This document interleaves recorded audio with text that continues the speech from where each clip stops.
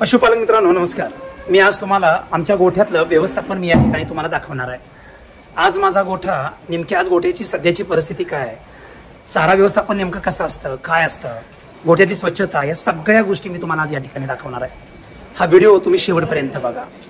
Ready संगोपनातून तयार झालेला हा माझा गोठा नव्या तंत्रज्ञानानं असा परिपूर्ण। माझ्या गोठ्यातल्या कालवडी ह्या 12 लिटरच्या वर, म्हणजे ज्याला म्हशीच्या रेड्या म्हणतो, तर या रेड्या 12 लिटरच्या वरच्या ह्या रेड्या अतिशय देखण्या आणि अगदी नॅचरल वातावरणामध्ये तयार झालेल्या।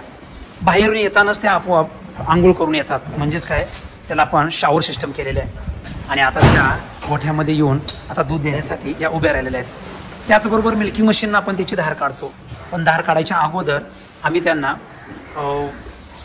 पशुखाद्य खाऊ घालतो आणि पशुखाद्य खाऊ घातल्यानंतर आम्ही त्यांना दूध काढायला बसतो आणि मग बाहेर वैरण जनावर बाहेर सोडून दिल्यानंतर ते चारा खातात। ह्या आमच्या संगोपनातल्या ह्या रेड्या म्हशीच्या वय वर्ष सांगायला झालं तर 1-1 महिन्याच्या सुंदर अशा गोंडस रेड्या अतिशय देखण्या। हा पशुखाद्य भिजत घालण्यासाठी हौद आहे। यामध्ये आम्ही सरकी पेंड, त्याचबरोबर हरभऱ्याची चुनी, पाणी आणि मक्याचा सुद्धा या ठिकाणी मक्याची चुनी याचा वापर करतो। त्याचबरोबर ह्या सगळ्या जनावरांना आतल्या बाजूला असं बांधलं जातं। त्या सगळ्या गोष्टी जर बघितल्या तर अतिशय देखणा गोठा वाटतो। आता बघितलं तर दोन्ही साईडला हेड टू हेड गोठा बांधलाय, समोर जाण्यासाठी रस्ता पण ठेवलेला आहे। आता हे सगळं बघितलं तर अतिशय म्हणजे गोठ्याला देखणेपणा दिसतो। आता या सगळ्या म्हशी जातीवंत, दिवसाला 12 लिटर पासून ते जवळपास सांगायचं झालं 14, 16, 18 लिटर पर्यंतच्या म्हशी आहेत। आता यांना गोळी घातली जाते सरकी पेंट बरोबर, त्याचबरोबर हे मिक्स पशुखाद्याबरोबर अंदाजे 1-1.5 किलो, 1.25 किलो अशा पद्धतीनं गोळी घातली जाते। सगळे आवडीनं हे पशुखाद्य सगळे जनावर खात असतात। दूध बंद झाल्यानंतर जी लहान वासरं असतात, म्हणजे 12 महिन्याच्या रेड्या, 12 ते 16 महिन्यापर्यंत ह्या म्हशीच्या रेड्या यांचा ग्रुप तयार केलेला आहे। आणि भविष्यातल्या ह्यांना म्हशी करायच्या आहेत तर त्या म्हशीच्या रेड्यांना चांगला हिरवा चारा, सुका चारा, चाऱ्याची साईज आहे ती 5 mm आहे आणि अतिशय आवडीनं आणि तब्येत बघितलं तर जबरदस्त यांना चांगलं रूप पण यायला लागलेलं आहे। ह्या 12, 14 महिन्याच्या उत्कृष्ट अशा रेड्या।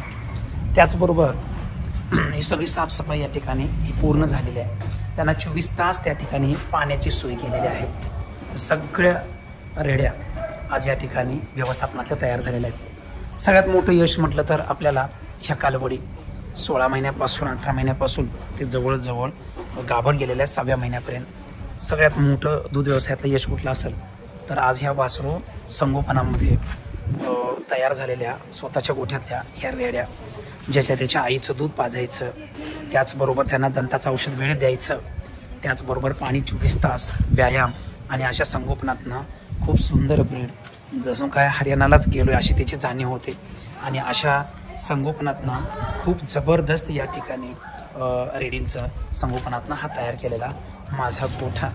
आज माझा गोठा म्हणायला हरकत नाही, 100% जनावर आज माझ्या गोठ्यातले ही माझी स्वतःचे आहेत। त्याचबरोबर या ठिकाणी पशुखाद्याचा देखील यांना वापर केला जातो।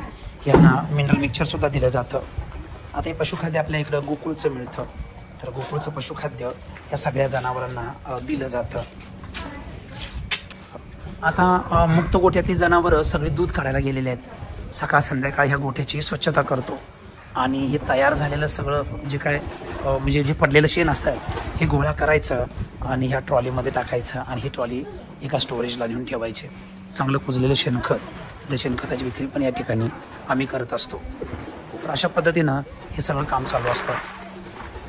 आता आज केलेला जो TMR आहे त्याच्यामध्ये हिरवा चारा, सुका चारा हे सगळं दिलेलं आहे। एनर्जीसाठी आपण ऊसाची कुट्टी सुद्धा 2-2, 3-3 किलोच्या दरम्यान हे दिलेलं आहे। तर असा तयार झालेला हा TMR आता भैया लोक टाकत आहेत। प्रत्येक म्हशीला 10 किलो हिरवा चारा, ज्वारीचा कडबा, या सगळ्या गोष्टी देत आहेत। कडबा सुद्धा या ठिकाणी बघितला तर हा 5 mm ची साईज आम्ही त्या ठिकाणी देतो, जेणेकरून गव्हाणीमध्ये अजिबात काय राहत नाही।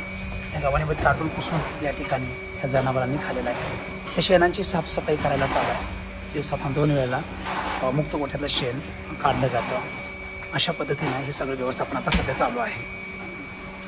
आता बघूया गाईचं व्यवस्थापन.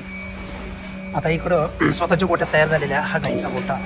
हा गाईचा गोठा जर बघितला, गाईसुद्धा सगळ्या घरच्या आहेत, सगळ्या पाड्या आहेत. दिवसाला 20 पासून ते 24, 28, 32, 34 लिटरपर्यंत सुद्धा दूध देणाऱ्या आमच्याकडं गायी आहेत. त्या सगळ्या स्वतःच्या संगोपनातून तयार झालेल्या आहेत. तर पशुपालक मित्रांनो, हा गाईचा विषय.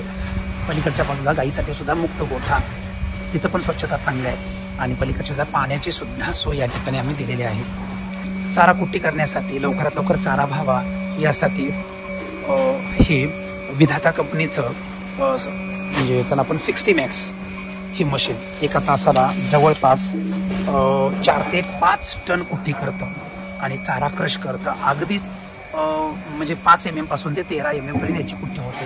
ह्याला ट्रॅक्टर लावलेला आहे आणि याची कुट्टी होते. जबरदस्त काम करणाऱ्या माणसाला सुद्धा हौस यावी अशा पद्धतीचं हे नियोजन आहे. हत्ती गवत आहे, एक थोडासा ऊस सुद्धा मिळतो आपल्याकडे 3 रुपये किलोनं. तर ऊस सुद्धा आम्ही या ठिकाणी बारीक 5 mm कुट्टी करून देतो. पलीकडच्या बाजूला जर बघितलं तर इकडं लहान वासरं देखील आहे. वासरू जन्माला आलं की ज्याच्यात याच्या आईचं दूध आम्ही ह्याला देतो. आता हे जर बघितलं तर इथं सकाळी 3 आणि संध्याकाळी 3, 6 लिटर. आता ह्या 1 महिन्याच्या कालवडी आहेत. 1 महिन्याच्या कालवडी आहेत. तर आता ह्या कालवडींना आम्ही जवळजवळ 6 लिटर दूध देतो. 6 लिटर दूध ही आरामशीर हे सगळे पितात. अतिशय देखण्या सुंदर आणि अगदी जातीवंत कालवडी या ठिकाणी आम्ही तयार करायचा प्रयत्न करतो. गेली 27-28 वर्ष झालं, 1996 पासून ह्या वासरू संगोपनामध्ये आम्ही काम करत आहोत. आणि सगळ्यात मोठं महाराष्ट्रभर एक ब्रँड करायचा, एक नाव करायचं म्हणून आम्ही म्हणजे अतिशय कष्टातनं उभा केलेला हा ब्रीडिंग फार्म. भविष्यात आम्हाला अशाही कालवडी तयार करून आम्हाला महाराष्ट्राला पुरवायचा आहे. हा जणू काही एक ध्यास घेऊनच आम्ही भाऊ उतरलो. अशा पद्धतीनं हे सगळं आहे.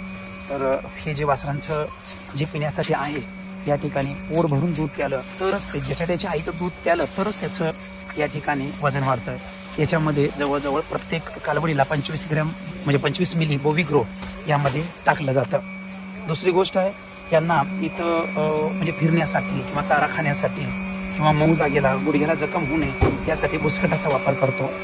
वयोमानानुसार त्याला जर बघितलं तर वयानुसार 1 महिन्याच्या वरती झालं तर त्याला पाणी ताजं, स्वच्छ आणि थंड पाणी या ठिकाणी दिलं जातं. तर हे सगळ्यात मोठं यश ह्या वासरू संगोपनातलं आहे. आता या भाकड जनावरांना आम्ही एक ग्रुप तयार केलेला आहे. 0 ते 3 महिन्याचा ग्रुप वेगळा, त्याचबरोबर 4 महिन्यापासून ते जवळपास 10 महिन्यापर्यंतचा ग्रुप वेगळा आणि त्यानंतर 10 महिन्यापासून ते गाभण ग्रुप वेगळा. तर अशा पद्धतीनं ह्या सगळ्या कालवडी अशा तयार केलेल्या आहेत. येणाऱ्या काही दिवसांमध्ये कालवडींची विक्रीसुद्धा आमची या ठिकाणी चालू होईल. म्हणजे महाराष्ट्रातल्या प्रत्येक तरुणांना, शेतकऱ्यांना आपला ब्रीडिंग फार्म आहे अशी संकल्पना डोक्यात घ्यायची आहे आणि आपण काम करायचं आहे. हे आता थोडंसं कसं होतं, वयोमानानुसार ग्रुप काय करायचे, ग्रुपचा फायदा काय, तर व्हायला लागले असं की जरा दादागिरी होती. आता ह्या मोठ्या ज्या आहेत, आता नुकतंच ह्याला खाऊ पण दिलं नाही, त्यामुळे त्याच्या अंगावरचे केस वगैरे वाढले. म्हणजे हे लक्षात ठेवा, ग्रुप किती महत्त्वाचे आहेत. हा विषय अतिशय महत्त्वाचा आहे. 24 तास पाण्याची सोय आणि ह्या सगळ्या गोष्टी समजून घेऊन आपण या ठिकाणी हे काम करायचं आहे. तर हा माझा वासरू संगोपनातला गाईचा गोठा आणि कालवडींची ही संख्या. वाळलेल्या चाऱ्याचं अतिशय मोठं, रुंदीला 50 फूट, लांबीला 70 फूट, उंचीला 15 फूट, ट्रॅक्टर सहज यावा, टेम्पो सहज यावा, बुसकड आलं तरी सुद्धा या ठिकाणी त्याचं भरणी व्हावी यासाठी एक शेड बांधलेला आहे. वर्षभर वाळलेला चारा या ठिकाणी आम्ही स्टोरेज करतो. हे सगळं वाळलेल्या चाऱ्याचं या ठिकाणी हे स्टोरेज केलेलं आहे. याच्यामध्ये ज्वारीचा कडबा, गव्हाचा भुसा असा भरला जातो आणि वर्षभर जनावराला पोटभर चारा मिळावा याचं सुद्धा चांगलं नियोजन केलं जातं. आता बघितला तर अतिशय चांगल्या पद्धतीनं या ठिकाणी हे व्यवस्थापन चालू आहे. गोठ्याच्या पाठीमागच्या बाजूला जवळजवळ 10 एकराची वैरण आम्ही तयार केलेली आहे. याच्यामध्ये हत्ती गवत, 4G नेपियर आहे, त्याचबरोबर मका आहे, मेगा स्वीट आहे. अशा गोड आणि पौष्टिक वैरणी आपण याच्यामध्ये देत असतो. आणि हा स्वतःचा ट्रॅक्टर आहे. सगळं असं अगदी नियोजनबद्ध काम केलेलं आहे. दुधाची विक्री पण या ठिकाणी 70 रुपये होते. दुधाचे काही उपपदार्थसुद्धा आम्ही या ठिकाणी बनवतो. आणि असा अतिशय चांगल्या पद्धतीनं आम्ही काम केलं, आम्ही काम करून दाखवलं आणि दूध व्यवसायामध्ये ही इतकी भरारी घेतली.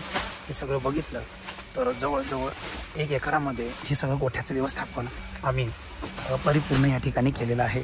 आज माझा गोठा 100% घरची जनावर म्हणायला, घरची माणसं म्हणायला आणि चारासुद्धा घरचा म्हणायला काहीच हरकत नाही. कारण हे सगळं यश मिळण्यासाठी बरीचशी वर्षे पण या ठिकाणी गेलेली आहेत. तर असं नियोजन या ठिकाणी आपल्याला पाहिजे. पाणी पित असताना हे सगळ्या कालवडी गाई ब्रिडिंगसाठी सॉर्टेड सिमेंटचा उपयोग करायचा, कॉमन सिमेंट पण वापरायचं आणि लईच प्रॉब्लेम झाला तर हा वळू देखील आपण दाखवायचा. तर यांना सगळ्यांना अशा पद्धतीची दुधाचं मॅनेजमेंट केली जाते. आता यांना सगळ्यांना सांगायला झालं तर 9वा 10वा महिनासुद्धा चालू झालेला आहे. आता ही जाफराबादी एक मॉडेल असू देत म्हणून सुद्धा आम्ही या ठिकाणी एक जाफराबादी म्हैस आम्ही खरेदी केलेली आहे. तर पशुपालक मित्रांनो, अशाच पद्धतीनं हे सगळं यशस्वी होण्यासाठी हे सगळं आम्ही काम या ठिकाणी जीवापाड करत असतो. तुम्हाला जर हे सगळं शिकायचं असेल तर 2 दिवसाचं प्रशिक्षण आहे. खाली दिलेल्या व्हॉट्सअप नंबरला तुम्ही मेसेज करायचा आहे. दूध व्यवसायाचं परिपूर्ण असं मार्गदर्शन पाहिजे असेल आणि उपपदार्थ बनवायचे असतील तर खाली दिलेल्या नंबरला दुधाचे उपपदार्थ आपण बनवू शकता. तर पशुपालक मित्रांनो, तुम्हालाही असंच व्हायचं असेल तर आपल्याला परिपूर्ण असं मार्गदर्शन घेऊन दूध व्यवसाय चालू करा. धन्यवाद.